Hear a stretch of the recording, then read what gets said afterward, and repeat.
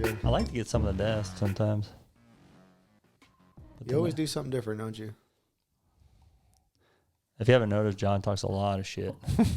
Yeah, we don't care about cussing and shit unless you care. But Nah, I don't care. But we don't have any like rules. We try to be as real as possible. Yeah, no rules, no holds bar. I like it. Yeah, we so I grew up in Dripping Springs, which is about 30 minutes from Austin. Mm-hmm. Moved down here. I was previously married, and we got a divorce, and I ended up staying here. Oh, okay. So. Yeah, my sister lives up in Round Rock. Oh, okay. Yeah, that's not far from Austin at all. Nuh-uh. That is Austin now. I'm actually going there tomorrow. Are you really? Yeah. Round Rock Donuts, man. Yeah, I've never been there. Dude, I'm going to Austin tomorrow too. y'all gonna hang I'm out? gonna have to meet up. They got that festival my buddy invited me to, some type of Coke Fest or something. Oh, Okay. really? I thought the same, but So that's where you're going. But now that you told me it's Coca-Cola, I don't really want to go. some type of country singers. I never Oh, heard okay. of it or been to it, but Damn, we yeah, might have to go. nothing else going on. That's pretty cool. So you grew up in West Columbia, No, I grew up in Angleton. Yep. Brazoria County. Yep. And so Eddie Ramos, is your family from here? Yes, they are. Very nice. Yeah. When did you graduate? 2003. Okay. Yeah. Okay. Angleton was a bad school. Was it? I I don't think know. I was pretty quiet. It was always like the better school, but like when compared to like West Columbia and stuff, it was really like the bad one where the most drugs were. And Oh, really? I didn't even know that. You gotta. I just played golf and You had a played golf? golf, You had a dude. golf program? oh yeah, over there? I love God. playing golf. Yeah, I was actually the first guy to make regionals in 7 years in Angleton. So Wow. yeah, No I loved way. it. What year did you graduate? 2003. You Okay, just said so that, my bad. asshole. I'm sorry. Listen. So we're pretty close in age then. Yeah, You're 2007. 2006. Oh, now it's 2006. Yeah. Okay, I get it. So where did you work at before? So your story is pretty amazing. You worked in corporate world, corporate life, and now for whatever reason you said I wanted to quit that and live off the land. Where did you work at before quitting your job? I worked for a heavy haul and transport company, so I did that for 15 years, and it was I got to travel to places, which was cool. I went to Louisiana, and they sent me down to South America, down to Colombia for a little while, and Oh wow. down to Punta Arenas, Chile, and then actually went to Australia for a year and a half as well. So got to do that. So what Kinda were you see the doing? world. What were you doing? Engineering. Yeah, I did engineering for 11 years, and then I switched over to project manager. Did that for 3, and then I said, well, bought some land, fell in love with it. So it's like, let me just try this. I was young and single, not so young anymore, but and so I just rented out my house and bought an RV. Figured I'd, try it out. So a lot of people, well, me included, I have this dream of doing this. I actually have that van out in the driveway because I was going to convert it to an RV, and I think everybody wants to just live like kind of off the grid, especially nowadays that it's kind of more out there on YouTube and there's stories of like people flipping buses and things like that. It's very much out there. So, what gave you the courage, like having a job like you had that seems pretty cool. You can go, travel and stuff. And I bet you, paid pretty well. What gave you the courage to just quit all that and go live out your dream? I was just looking at YouTube videos like every night about like what y'all were saying, people that were homesteading, living off the grid. I was real into the tiny house living as well. So I just wanted to give it a shot. What did your family think of it? They probably thought it was a little crazy Yeah. at the time. Probably still do. So you went to school for engineering.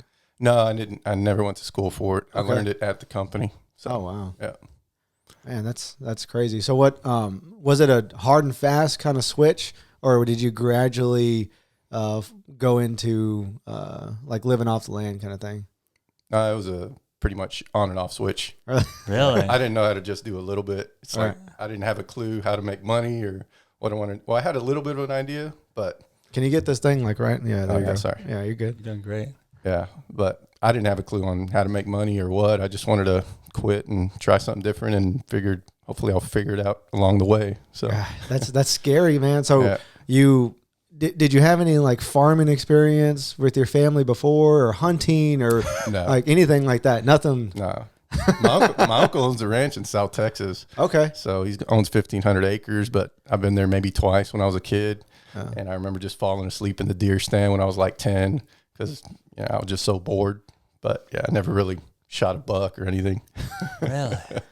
Your background in engineering has lots to do with like planning and things like that. So I imagine you put like your 2 weeks in, and then did you have kind of a template of what you need to do after you quit? I mean, did you buy stuff in preparation to start at least trying to do it?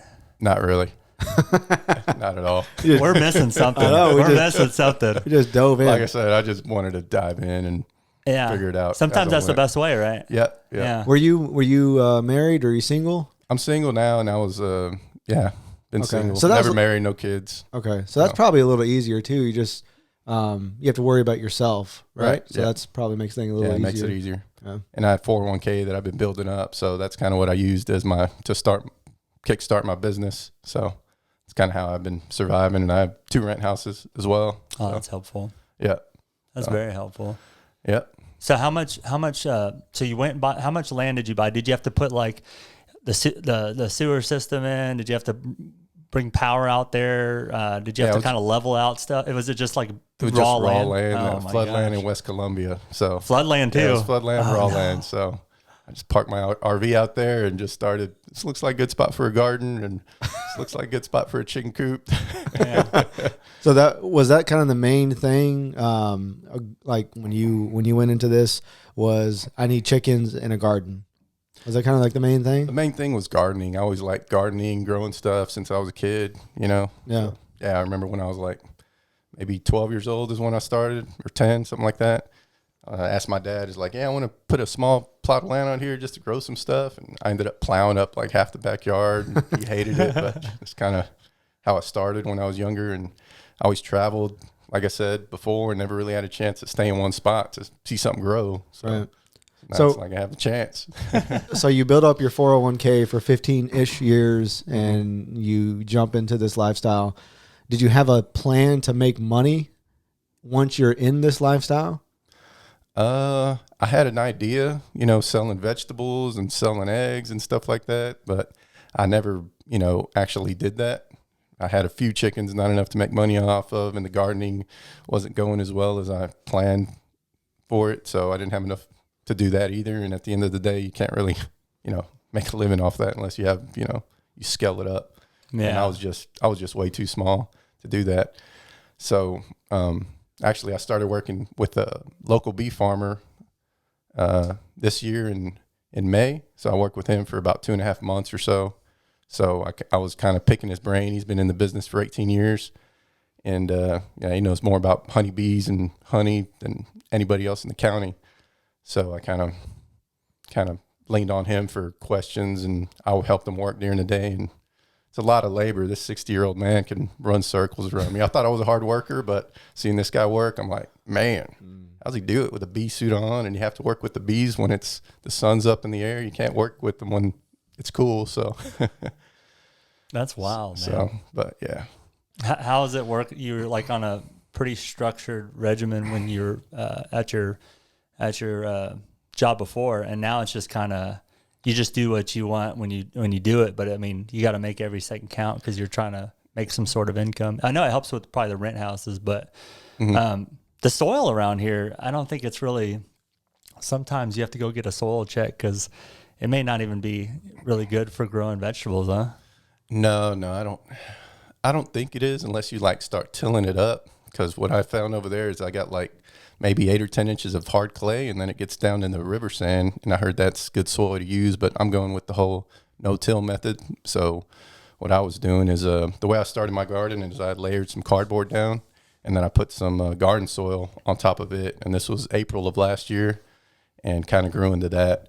And the idea behind it is the cardboard breaks down, and you don't till it up, so you don't activate all those weeds, and it's less weeding in the future. It's just more, it's more work at the beginning, but in the future, ideally, there's less weeding and less work in the garden versus tilling. You're always tilling and you're always working the garden.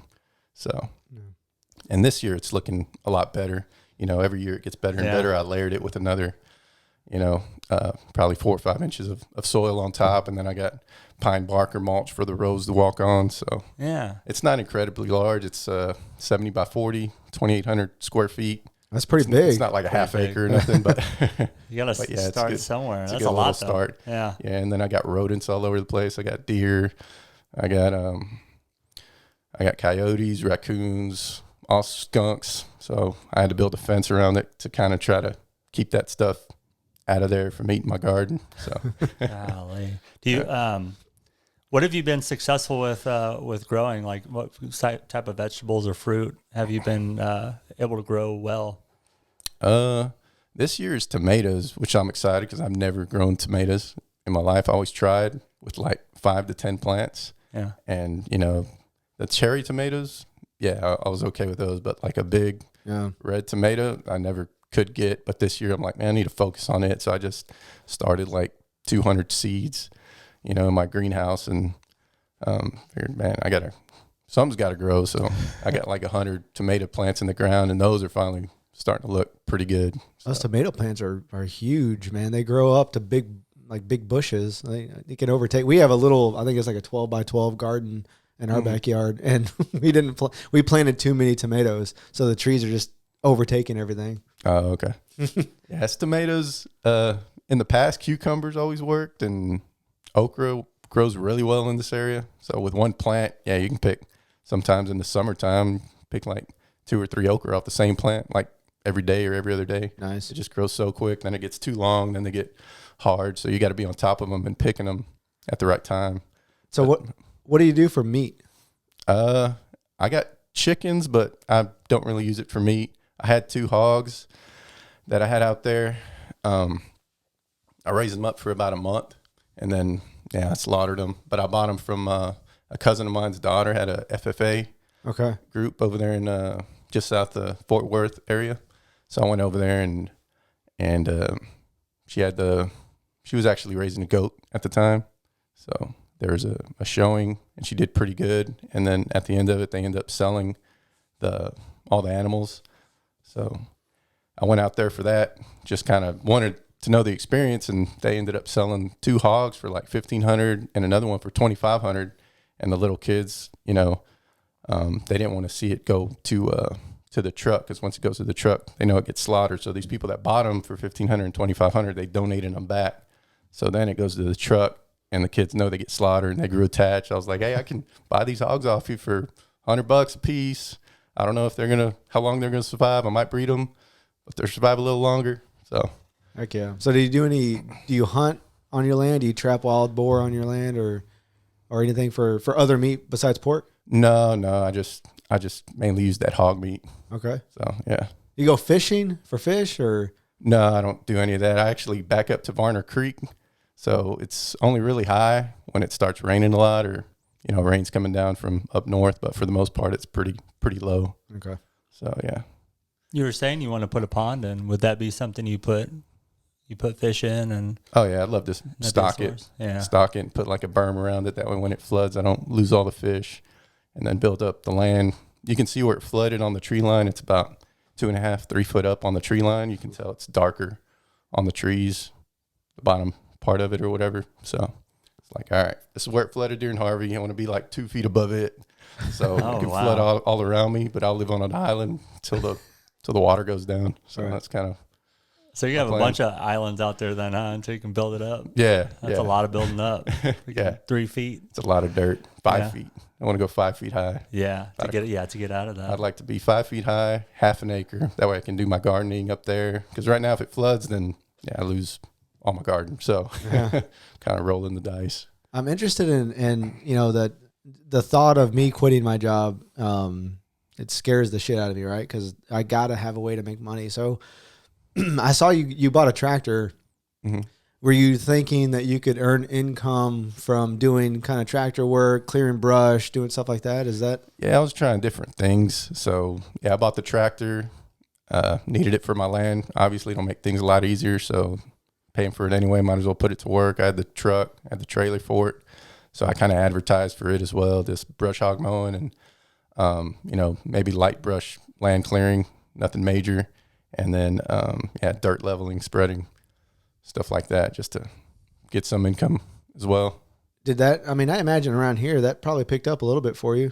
It did, but I didn't advertise, I guess, as much as I should have. I just used the local Source Weekly and put it on Facebook every now and then. But it was real slow, but actually now it's starting to pick up a little bit. Yeah. So I'm starting to get more customers and spreading the word and that sort of thing. But especially now, people are home due to COVID. Mm-hmm. So you got all this time for extra projects, for land clearing and doing home improvement type stuff. Have you dabbled in like building fences and things like that? No, I haven't done. Is that kind of off your radar? Because I know you don't want to live the corporate lifestyle, but is that, to me, like if you're doing land work, that's not really, the the traditional corporate life. You're still living off the land, doing land stuff, farm stuff. So would you be doing or interested in doing something like that? As far as fencing and all that? Yeah, fencing or building a barn, something like that. I don't really know much about it, so as of now, no. But maybe in the future, I'll maybe dig into it and would like it. But right now, I'm just trying to focus on, gardenings, chickens, and bees mainly. Yeah, try to get that going. Yeah, honey's a big thing right now. Like well, it always has been with allergies, getting local honey, and a lot of businesses are kind of selling that.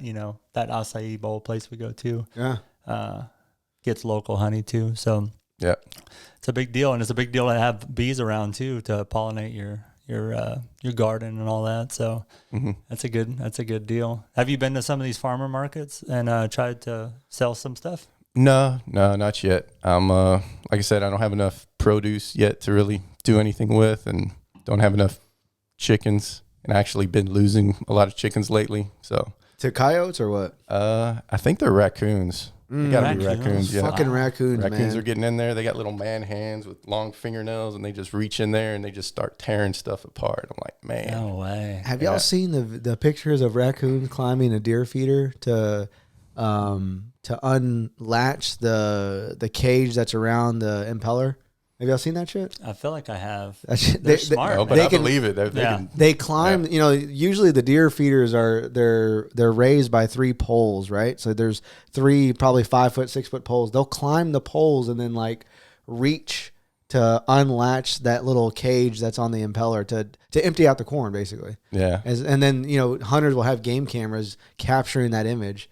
They're fucking smart, dude. I feel like they wouldn't eat that kind of corn, but they go ham on the corn. They'll eat anything. Yeah. I don't feel bad for killing them now. Yeah, I used to at first. Now I'm like, just. Are you trapping them? Yeah, I got a trap out there set up, but yeah, I actually lost. I had 55 like a month ago, and then I got 2 coops set up. One's like a permanent setup with the fencing and the poles in the ground. And the other one's like a mobile coop. It's like a 4x12 that's 2 feet tall. And I just wanted to kind of move that daily so they get fresh grass to eat. Yeah. So I got 2 coops going. But one night I left that mobile coop open. So it was completely my fault. I had 25 chickens in there. And the next day I had like 10. They knocked out 15 in one night. You get like a guard dog, man. Yeah, I need to get something. Yeah. Because damn, I just need to quit forgetting. And then the other coop, it's I had 20. What was it? About 24 in there as well, and 12 of them were like about a year old, and the other ones were still young, like 5 weeks. So they ended up going under the fence and knocking out the young ones first because they were like easy kill, and then like 2 days later. They went in again and they knocked out all of them. So it's like nothing left in that other coop. So all I got left is like 10 that are like 18 weeks old. And those are the ones I started from eggs too. And it's just like, kind of hurts because it's like, man, I put this effort and poor chickens. Yeah. But yeah, it's a hard lesson, but yeah. Damn trash pandas, huh? Yeah. I thought I was being smart because around the coop, I didn't want to waste any money doing the electric fence around the base. Yeah. So I'm like, I'll save some money. I got this chainsaw and I cut down some trees. So I put these big logs that were like, 10 to 20 foot long and 18-inch diameter. I just pushed it against the side of the fence. But there was one gap that there's only like a 12-inch long log. So yeah, they can't move the big logs, but that one they moved it out of the way and just climbed right in there. And I'm like, oh man. If it's not fucking raccoons, it's snakes. Then you have to combat fucking raccoons, and then you got to worry about the snakes coming in. And I haven't ever seen a snake out there actually. What? Really? Yeah. Dude. Never seen a snake. My neighbors said they have cats, and they said, yeah, we used to have snakes all the time, and now they got like 20 cats, and they keep the snakes away, and I still kind of live close enough to him. I guess maybe I got lucky and they haven't. Oh yeah, if you live if you live in close proximity, man, those cats are fucking ravages, man. They just they go ham on birds and snakes. They're crazy. You start learning like the hierarchy or like the food chain. So you start buying different animals to combat other things to dog knows. But that's crazy. I just don't know. I didn't think raccoons go and kill chickens. Man, I thought they just went through the trash and just ate what they can find. And I wonder how they kill them. Dude, they'll fucking just eat rip anything. They just go and grab and just start biting at chickens. What it really pisses me off is sometimes I see them out there and, there's a chicken just tore apart and they didn't even eat them. I'm like, man, now they're just killing them for the sport. Yeah, nope. Sport killing? Yeah. Do you have Wi-Fi out there? Yep, I got Wi-Fi. You should put some Arlo cameras out there. Oh, yeah? Just hook them up, and they have motion detectors, and they can tell you. But shit, I don't know how fast those things work. But Just stick an alarm system out there. I had a game cam at one time around the garden. I haven't set it up around the coop yet. Yeah, now it's too late. But before I had it around the garden, I saw, like I said before, I saw skunks, armadillos, coyotes, raccoons. So. Man, just to give an idea of what I got out there. When you start beefing it up or beefing it back up, I imagine you'll do pretty well at the farmer's market. It's getting fresh eggs, non-caged and free-range chicken eggs. Those are hot commodity. Oh yeah, all the price is going up on all that stuff as well, and the eggs and chicken, and I'm sure you hear it on the news or whatever. They're like, oh, chicken's getting harder to come by, and it's an excuse for them to raise up the prices, and they're having to slaughter so many chickens because, they're just living in close proximities, getting sick of diseases. And, that's the stuff you buy at the store. It's like, I've always been, I've never been 100% all in on organic and raising my own. I still, buy from the store just because, that's what I'm used to doing. But in ideal world, I like to get away from all that and, raise my own chickens and, live off the land. even the organic stuff, I don't know how much we could trust it. I try to buy organic as much as possible, but I don't know. Like, it could be any kind of fucking eggs I'm buying. I always try to buy the large organic brown eggs, but you never know. The brown ones feel a little more natural. Huh? A little red yolk. Have you seen? So, so the eggs come out all different colors sometimes, depending on the chicken, right? You have like a fucking red egg with a blue. I've seen a blue egg before. Do you have all that too? Yeah, well, I had them before all my chickens died. Fucking died. I had blue, pink, I had green, brown. So I had rainbow, all sorts of stuff. So I got 10 chickens left, and I think maybe 4 or 5. About half of them are going to be hens, and the other half's going to be roosters. So still trying to figure out what to do with those. I don't want to just kill them off. So I heard you can keep the roosters separated from the hens, and then in 10 to 12 months you can eat those. They're not quite ready to eat until about a year. Have you had any crazy experience? So my family's into raising chickens and stuff like that, and from time to time the chickens start pecking at each other or pecking at itself, and I forget what it's called. There's a term that's called, but have you had order? Something like that, but they have to separate that chicken for a while. Have you had to do that? No. In my main coop, I had one rooster, and the rest were hens, so I didn't have to worry about that. Once you get multiple roosters in there fighting for the hens, then there's an issue, and then you might have to separate, as far as I know. But for the most part, if you got all hens or just one rooster for every 10 or 12 hens, then you're good. And you get up to 20, you might want to get 2 or 3 or whatever. So you started a YouTube channel. What is Greens and Gold? Yes, it's Greens and Gold, and then I'm on Instagram as well, Greens and Gold.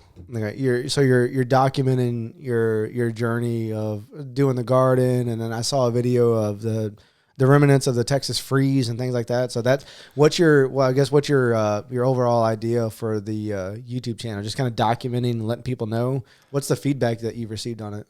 Right now, the idea was actually my cousin got me into it. Raul, he's got his own little YouTube channel, and he's the one that kind of convinced me to do it because I was like, man, I just want to live off the grid. I'm not worried about recording anything. He's like, you got to document the journey, man. So, people can share the story. People think about doing this as well. You're actually doing it. You're making him sound like a hippie. He was talking, man. Yeah. So he kind of convinced me to do it. So I kind of record it with this camera. And I sent him all the footage, and he kind of puts it together for me. So, my idea was just to kind of live off the grid and focus mainly on gardening. And then gardening turned into chickens, and then chickens kind of turned into bees. But at the end of the day, I was just mainly focused on the gardening. Yeah. And the reason it turned into chickens is because the chickens, their coops, their droppings and all that turns into good fertilizer that goes back into the garden, and even everything they scratch up, it turns into good fertilizer that you can put back into the garden. And then with the bees, obviously for pollinating everything. So it's like my focus was gardening, and then it kind of chickens kind of help with the garden, and then bees kind of help with pollination. So it's like that little circle that I was trying to stick to. And then I got some hogs just so I can know how to raise them up, see how much work it was, which is obviously a lot more work. You got to feed them a lot more feed. Yeah. And there are, 2 of them that were weighing upwards of 350 pounds each one. So it was 5-7 pounds of feed in the morning, 5 to 7 pounds of feed in the evening. And and my dad's friend, he's like in his early 70s. So I told him if he wouldn't mind to come out there and, show me how to cut them up, because I wanted to know how to do it. And he did it since he was younger. Instead of taking it somewhere to get processed, it's like I kind of wanted to know how to do it. So yeah, I was going to ask you if you because you said you didn't really hunt when you were younger. So how did you butcher those hogs? Yeah, he was out there, and I just bought him like a 12-pack of beer, and he just he shot it, and we did one day and one the other. So we just hung him up, and took a while, probably about 4 hours, and then the next day we did the other one, and then we left them on ice for 2 or 3 days. And then we started just putting them in those Ziploc bags, freezer bags, and stored them up in the freezer. So it's a little process. A 300-pound pig would last you for a while. That's like 150 pounds of meat at least. Yeah, right at that 150 each. Yeah. So we knew those prices, didn't we? I deal with that shit, dude. Bullshit. I do nothing. What do you think about this sustainable farming? I can't think of his name, but he has a bunch of YouTube videos where, you just kind of put things back in the land. Like you'll have this movable cage that you keep the chickens in. You feed them in sections of the grass and kind of just slide them over and just continue to fertilize grass. Also, like solar panels and collecting rainwater and setting up systems to where you can kind of live off the grid. Have you thought about the next freeze or hurricane? John's talked about more than I want to hear about getting his generator hooked up on his house. What are your plans for that kind of stuff, like sustainability or just preparing for a disaster? Right now, my end goal, like I said, is to build the pond up and build the land up is the first thing I would need to do, because right now I'm kind of trapped, because if something happens, all I can do is hook up to my RV and go. Maybe get my chickens out of there, but the garden's gone if something major happens. But my end goal, I guess, is to build up and to live in a barn house out there. Maybe have like a 60 by 40 and live in 20 by 40, 800 square feet, and the other part will be for bee storage, tools, tractor, whatever.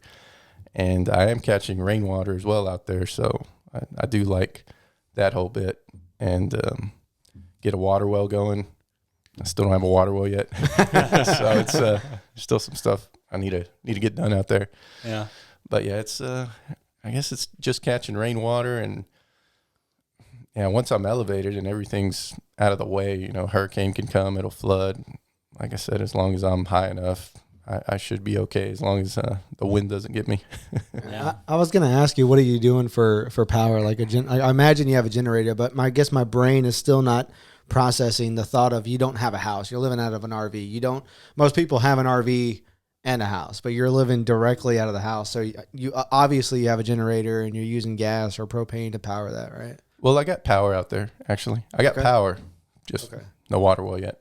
Okay. So, yeah, I live on this back road, and my neighbor has this house. It was actually built in, like, the mid-1800s or so. It's a really old house, and they fixed it up on the inside. But there is power that goes right there. So I got a line that goes to my RV. It's close to his property, but eventually I want to move out deeper into the 20 acres, kind of more towards the middle part. So that's going to cost some money to run power. Yeah. 800 feet or whatever it is to get there. So I just see this 5,000 foot extension cord.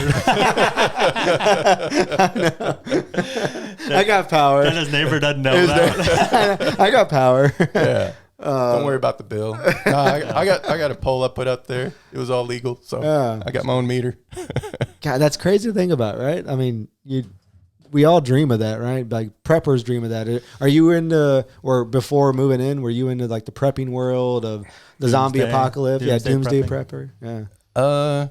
Yeah, I kind of was. I just kind of did it because I like doing it. It makes sense, and I just wish I had like the family history, because I talked to my dad about it, and he talks about his grandparents that did it back in the day, and I'm sure, most of the people did this stuff back in the day, and then as time goes on, you kind of lose that knowledge of growing and herbal medicines and all that, and then you just rely on YouTube. But there's some families out there that kind of pass that stuff down. So I'm trying to pick my parents' brain and my grandparents' brain about that kind of stuff to kind of remember how things were done back in the day, and not just always rely on YouTube for things. Yeah.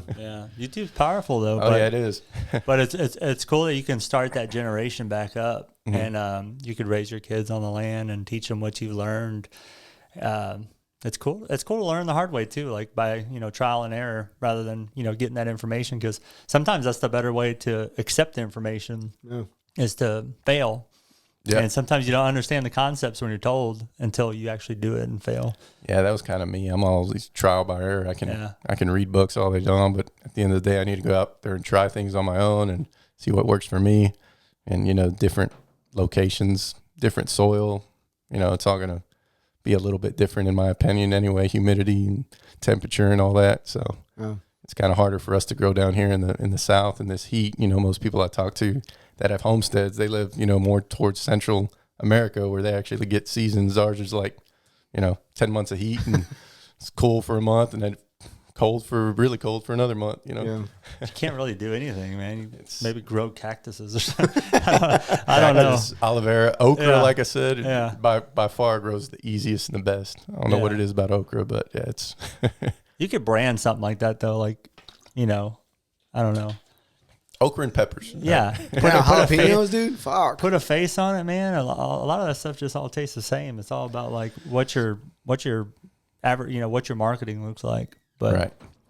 You mentioned something, we're like looking at my family. I'm 2 generations removed from living like you are. Like my family did that, It's not that long ago that we didn't have these phones, these fucking cameras, Wi-Fi. We actually we lived off the land. Now we're all fucking morons in a sense, right? One of us. But no one, can you imagine, if we had to go, how many people would be fucking lost trying to grow a garden or trying to skin a pig or something like that? Oh, yeah. I want to send my family's still very much into that, farming lifestyle. And I want to send my son when he gets older, 3 or 4 years old. I want to send him to work on the ranch and do that. That way he can have an appreciation for the things that we do have. You know what I mean? Exactly. I agree with that 100%. A lot of people, they don't understand what works it takes to get the eggs or to get the food. Sometimes, you're growing a plant for 2 months and one night an animal get in there or a bad freeze or whatever, and it's all gone. So it's. it's a good thing you're doing too, because the way the world's going and these COVID lockdowns and things like that, and the supply chain holding up, with all of our goods shipping, to major stores, like everything kind of since the first phase of COVID, we still, lumber's still up like double or triple or whatever the hell it is. It's like more expensive than damn cocaine or something. So that's a problem. And then like goods are overpriced, like you said, chicken and beef and all that.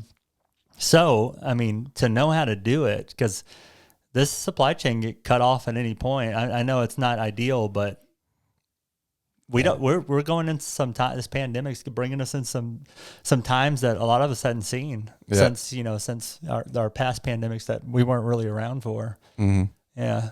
And if something happens, some part of me feels like it would happen quick. It'd be like one day everything's fine, and like the next day it's like, don't want to sound like crazy prepper, but everything changes, and it's like, okay, well, now you got to start gardening, and now you got to raise some chickens, and then you're starting from the ground up, which all that stuff takes time. And if you're already there, you got a head start. Yeah, like like when COVID first kicked off, fucking toilet paper. It was toilet paper was like the big thing, right? Mm-hmm. Like we were madhouse for fucking toilet paper. Like you said, anything could change in a second. And then when the freeze happened, it was gas, right? We are so dependent on gas. You know what I mean? You couldn't get gas if you wanted to power a generator or to do anything like that you needed to do. Yeah. So it's always good to have extra gas cans, and I got a little 75-gallon diesel tank ready to go just in case. Now we're talking.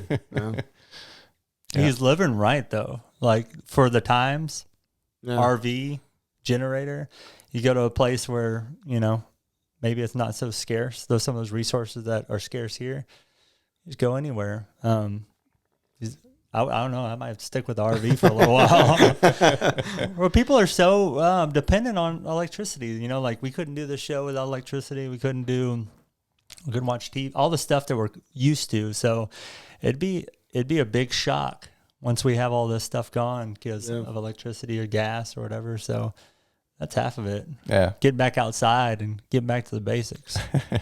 I'd like to think I'm optimistic, but still I like to be prepared just in case. Obviously I hope everything is steady and nothing major changes and we can all live the way we've lived in America, being happy and making money and getting food at HEB and, Whataburger, McDonald's and all that. Yeah. But, just in case, what if something doesn't happen? I'd kind of like to be a little bit prepared, not 100% obviously, but just have a few things in order where, I might suffer a little bit, but I should be okay.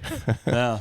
Yeah, this pandemic and even the freeze made people think a little different about what they have for preparation, like water or, gas.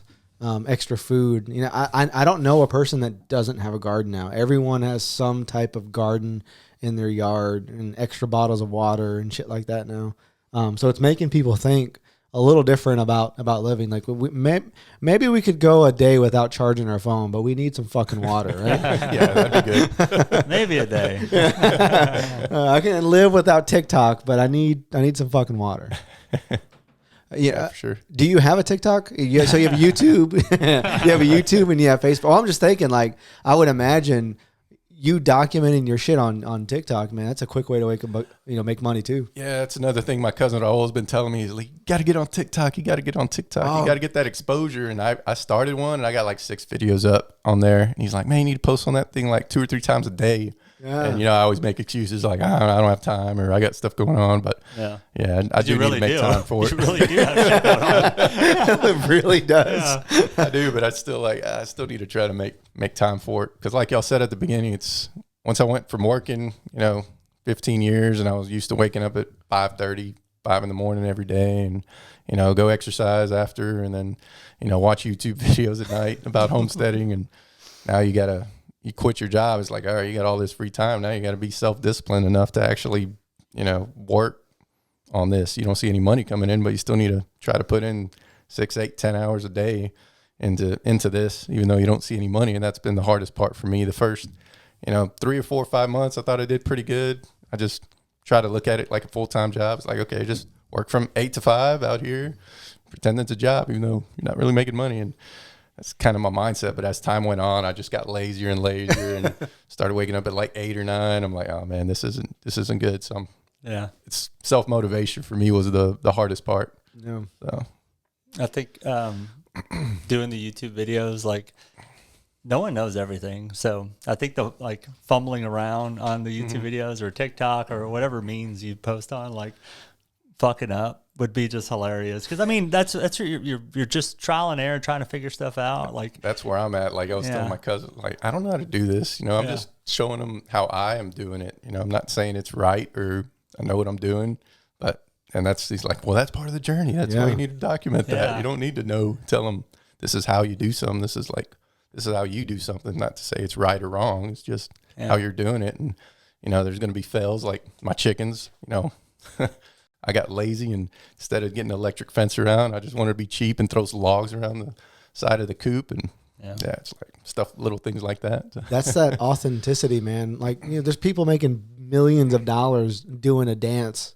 with a bottle of fucking Coke or something, you know, but what you're doing is real life stuff. So, the challenge is once you do blow up is keeping that lifestyle. Hopefully I get blown up. That's the idea. But then you need to be authentic and keep that lifestyle. Otherwise, then, you know, you're kind of living a double life with it. the farm goes to shit because he's posting too much. He's got a Ferrari and shit. He's tilling with the Ferrari. He's like pulling. Like he's got people working in the garden for him. Yeah. Yeah, that'd be ideal. Yeah. That's crazy, man. Even if you build fences, I've heard, the coyotes or whatever will dig under them. So sometimes you have to like dig a trench out and put barbed wire under the fence. So it's a constant battle. And then they get through that and then you have to it's always work. Yeah. Yeah. With my fencing, I kind of was in a hurry because my uncle was giving away like 8 chickens and he's like, you need to come get them. So I'm like, all right, I'll go get them. But I wasn't ready for it. So I left it in this dog kennel for like 2 days. So it was like, it kind of made me rush to finish this coop off. Yeah. So I didn't really bury the fence in the ground. I kind of just put it on top of the ground. But I read the same thing. You're supposed to dig a trench and bury the fence in, 6 inches, 10 inches in the ground or whatever. And it makes it so they can't dig under it. But yeah. That's hard work though with that damn ground, yeah, right? With the ground when it's clay. Yeah, when it's summer and it's like digging through concrete. It's like, I think I'll just put it on top and figure out something else later. Yeah, but we had 2 garden beds in the back of the house, and then my girlfriend didn't want them there anymore, so we moved it to the side of the house. So now we have 2 patches because it's an above ground garden. Now we have 2 patches of dead grass. So I was just like, I'm just going to cut out sections of grass and just move them over and then water it and just keep that grass there. There you go. Son of a bitch. I cut out 1 square of grass and it took me 20 minutes. It's not that long, but geez, that's some hard stuff to get through. Just thick clay. Did you water it down before you started digging around it? Of course not. That'd make too much sense, wouldn't it? Yeah. So I cut 1 square. I put it back and said, we're just going to buy some squares. Yeah. Yeah. We never have. So I just put weed and feed on it and hope that magically grass goes. But I know that's not how it works. But it'll take time, but it'll fill in eventually. just an eyesore for maybe a year. I hope or 2, please. It has something over it right now, but it's not grass. But to the naked eye, it looks okay. I have something else on my face again. Yeah. I always have stuff on my face. Going back to the bee thing, though, that's one thing I haven't really tried to make money yet. Like I said, off the eggs or vegetables, but honey is something that I am going to start selling pretty soon. So anybody that wants some honey, let me know. I just bought these 1-pound cases, and I bought the stainless steel extractor and a bucket to put everything in and strainers and everything. So I got 4 beehives right now. 1 died, and one is doing good with honey, and the other 2 I treated for mites, because in this area you have to treat for mites, otherwise 90% chance you're gonna lose the bees. So one that I didn't treat, I kind of stacked all the honey on it, and hopefully the bees will create more honey out of that 1 box. And I plan to start extracting my own honey hopefully next week, and then start selling in 2 or 3 weeks. Little 1-pound jars of honey. Yeah. Greens and gold. I don't have a nice label set up, I got to ask, what is it going to be? I've been trying to, come up with ideas, and then I got lazy again. I talked to some lady from the other side of the world. I can't remember where she was located at, but, I was trying to look for a good bee symbol, and I just didn't like any of them and never made a decision on what to pick because I didn't like any of the ones she gave me. So now it's just going to be greens and gold, Texas, and come up with a symbol later. You have to have something that sticks out, man. That's why I'm taking so long of trying to figure that symbol out. Because at first I came up with that name. I liked honey and I liked veggies. So I was like, okay, greens and gold for honey and veggies. That's basically what it was. But I didn't know, what I was going to make money with. My first idea was the veggies and maybe honey. And now I'm like, not even sure about veggies anymore. Still got the gold in the name. So I guess I can just focus on honey and have a big bee symbol. It's like, well, you need greens for the bees to make the honey, so maybe. Still trying to make the name work. Yeah. I didn't know the goal was for honey. I thought it was like, I don't know, rags to riches, or I didn't know the goal was the honey. I'm glad we talked about that. Stacks and bitches, huh? I haven't heard that one. Must be some Austin shit. He knows that one. He does. I've heard it once or twice. So my brother, I don't know if he still does the bee thing, but it's a pain in the ass to keep up with. I know he was doing it for a while, but that shit is sketchy. I think he goes and removes beehives now. He posted some stuff on Facebook. You can do that shit too. Another business opportunity. Huh? Yeah. I'm actually in the Brazoria County Bee Association. They sent out blast emails on, people needing bee removals. And I tried that one time, and I thought I knew what I was doing. And the BBA. Yeah, they just there's this tree that just fell over, and then the bees went everywhere, and all the people working on the tree just freaked out, started running. They all got stung, and I don't know. I just saw this video of, I can't remember, that girl on TikTok that just grabs the bees, no problem, with no suit on. What? And I was like, yeah, I can do this. I had the suit on, and I didn't smoke them or nothing. I was just trying to put them in the bee box, and they went crazy. They were stinging me through the suit, and I was like. The guy was recording me, and I'm pretty sure he was laughing at me. He was like, man, you got to call a professional. You are a professional. Yeah, this is my first one. So. I am a professional. I think my brother's done that without the suit, too. Oh, yeah? Yeah, I need to send you a video of it. I thought they couldn't sting you. I thought that was the whole point of the suit. No, they fuck you up in the suit. What the hell is the point of the suit? But I think he's done it without the suit, too. He's moved bees without suits. What's the point of the suit if you can still get stung? Not as bad. If they want to sting you, they're going to get in there. Yeah. If you got enough bees around you and they're mad, they'll sting you. Like when you're working with the bees and you bend over to get the boxes is the worst because like your shoulders are hitting it. So I guess it's a closer contact from the suit to the skin. So they always seem to sting me. It's a weak spot on the back of my shoulders. And then when I bend over and like the mask touches my nose, I've had a few bees sting me through the mask right on the nose. So yeah, that was like my first one. Yeah, it stung me through the nose, and I didn't know what to do. I just started walking away. I was trying to get far enough to get the stinger out, and it was like 10 minutes later till I got the stinger out, and by then all that venom just got pumped through my nose, and within 24 hours my whole face was swole up. My whole face was swole up. My lip was swole. It went to my forehead. Both my eyes were swollen. Looked like I got hit by Mike Tyson. No, that's a TikTok. Yeah. That's a TikTok. Can you imagine the views you get on TikTok for that? Yeah. I love bees. It got in. Luckily, I'm guessing you're not allergic to bees. So no. That's good. I heard you go one way or another when you work with bees. You either get allergic or immune. So you got immune real quick. Hopefully, I'm immune right now. Hopefully it stays that way. Damn. But the guy I work with, he's 60. He gets stung all the time. Doesn't even bother him. It's like, it's more like a nuisance because he'll go out there with no shirt and bees everywhere, shorts. He doesn't care, and he'll get stung and just no big deal.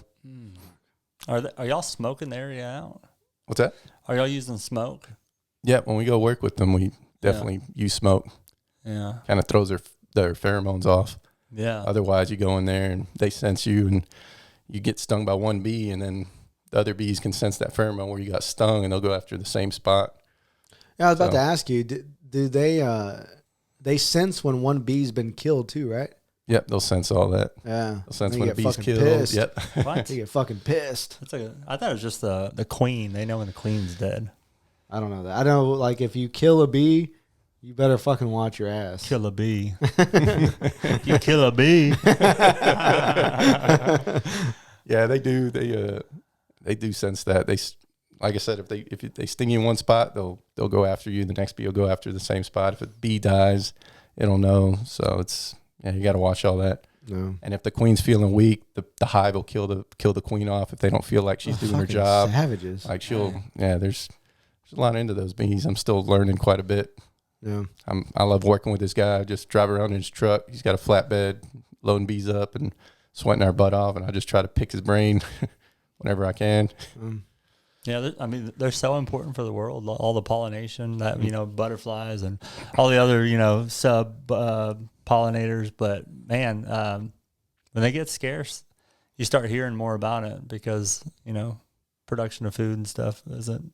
And this is actually a really bad area for bees because of the mosquito spraying in our area. Yeah. It actually takes out more bees than it does mosquitoes. They call it mosquito control. Yeah. It doesn't even kill the bees. I guess they're just controlling.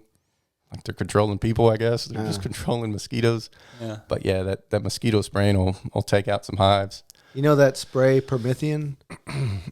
They spray, I think you're supposed to spray cattle with it, but Promethean is so strong and potent that you can use it for bugs and mosquitoes. I mean, you can use it for flies on cattle, all kinds of stuff. Mm-hmm. But I had this coworker one time.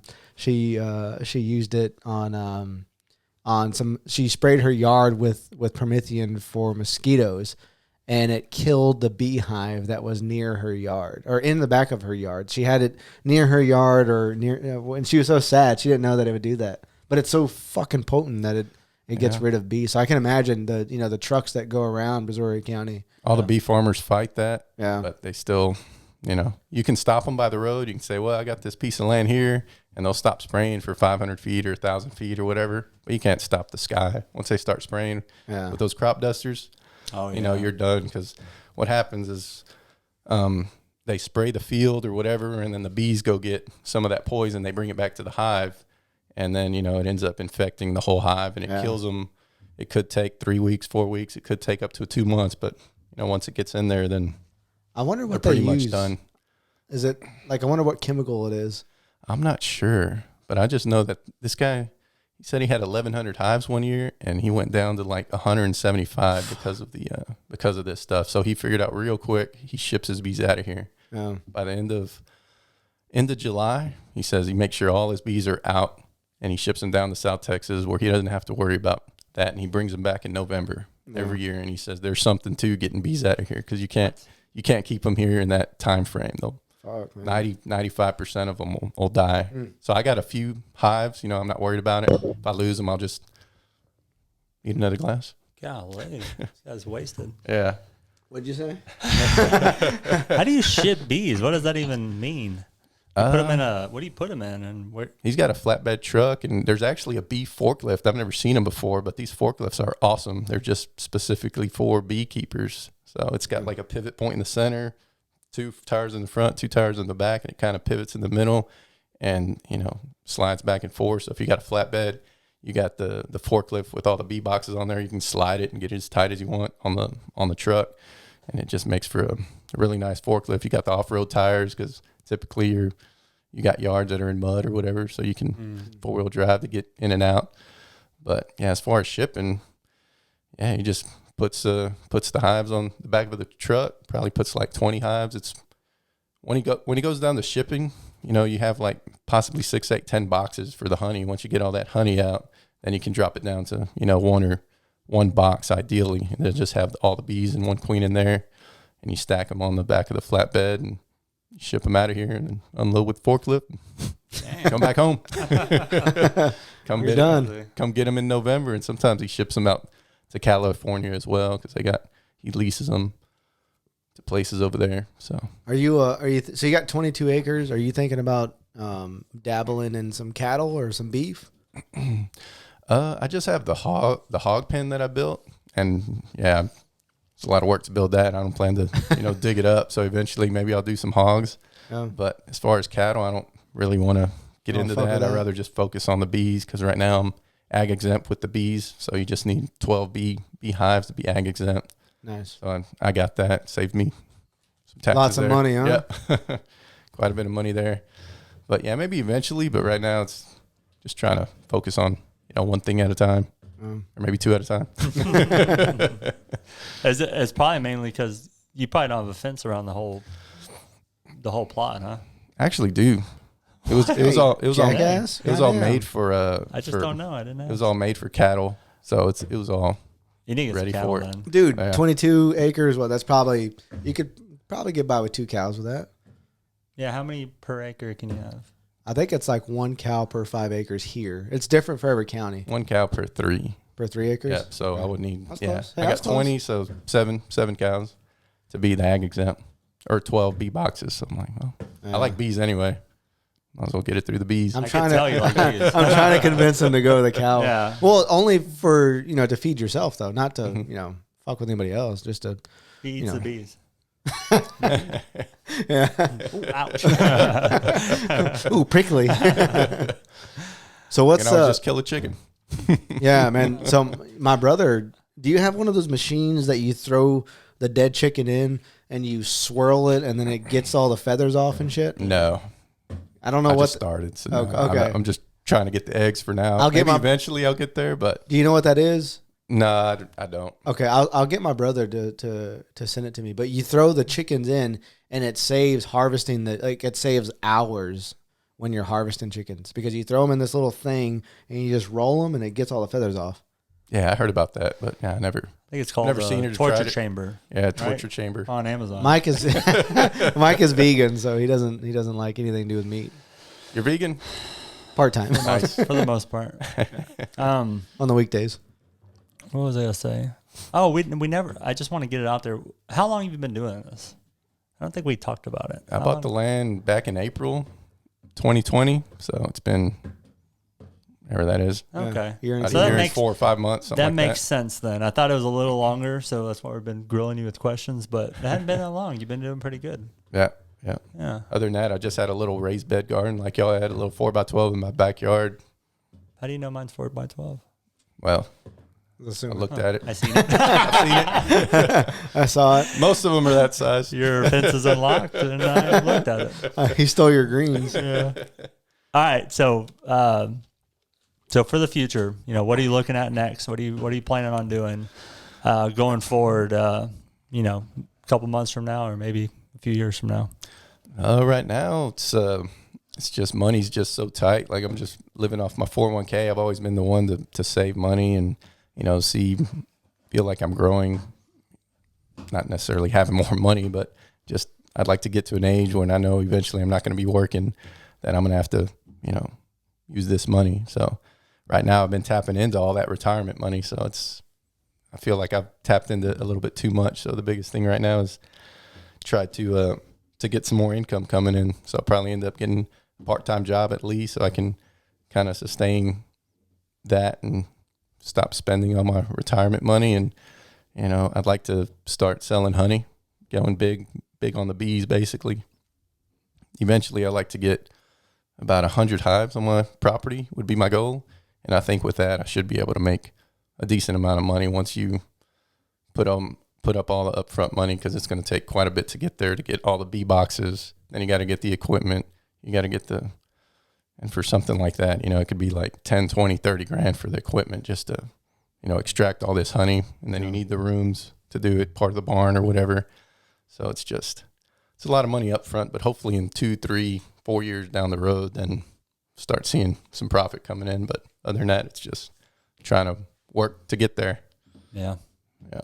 Well, Eddie, it's been fun. I appreciate you coming on, man, and we enjoy the YouTube channel. So tell everyone how they can subscribe and where they can find your content at. Yeah, if you go to Eddie Ramos on my YouTube, you should be able to look me up there. It's got the homesteading in the background and me in the nice sombrero hat. So that's me. I think I'm up to like 98 subscribers. Been doing that for almost a year now. And then you can go to my Instagram. It's Greens and Gold. Check me out there.